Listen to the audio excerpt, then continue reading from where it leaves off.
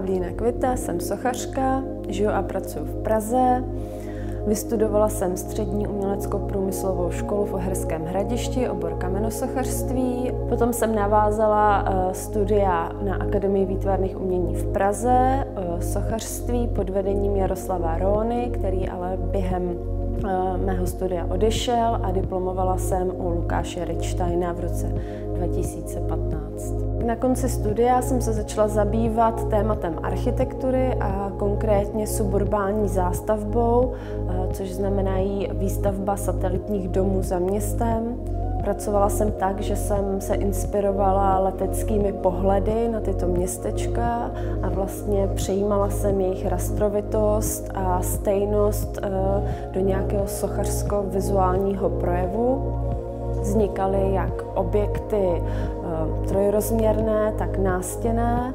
Pak mi nějak začalo chybět modelování a vlastně to, že vytvářím sochu plně od základu a tvaruji. Ten rozdíl mezi tím tématem architektury a tím, co dělám v současné době, v tom, že dříve jsem vlastně ten svět vnímala z toho vnějšku, že vlastně jsem se inspirovala věcma, které já vidím, a vlastně teď se naopak ten můj pohled vrátil spíše do toho vnitřního světa, který je pro mě teď mnohem tajemnější a bohatší.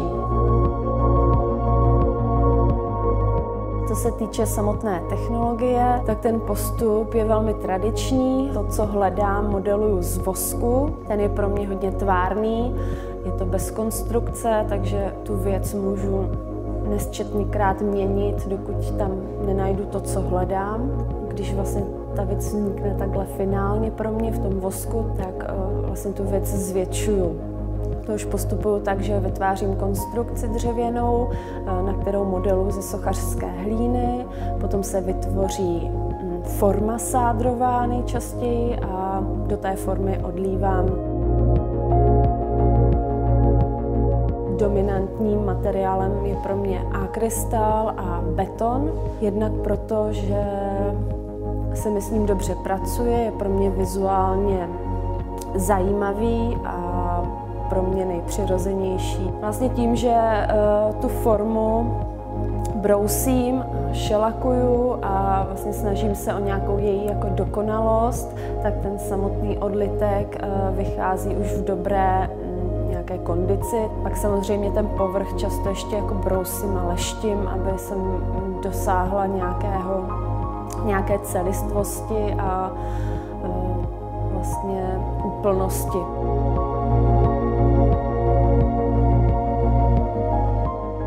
Tvůrčí proces je pro mě v zásadě nejzajímavější v momentu, když modeluji z vosku, protože tam se to všechno začíná a rodí. Když zvětšuju ty věci, tak už mezi tím vznikají zase menší věci z vosku, takže se snažím kontinuálně pracovat na více věcech současně. Zároveň každá ta věc na sebe navazuje, že to má nějaký vývoj a nějaké směřování. V podstatě nepoužívám kresby, když kresbu jako takovou mám velmi ráda, ale zjistila jsem, že to, co nakreslím, nedokážu úplně převést do toho 3D modelu, že opravdu potřebuju tu věc cítit v rukou a zkrátka to hledat tím, že ji destruju a ničím a zase stavím. Je to pro mě proces vzniku a zániku, tak jak to vidíme i v životě. Vlastně sochy, co v současné době vznikají, jsou spíše menších rozměrů nebo středních. Pár jich mám i vhodných třeba do zahrady, ale mým takovým snem je víc expandovat do veřejného prostoru a sochy několikanásobně zvětšit.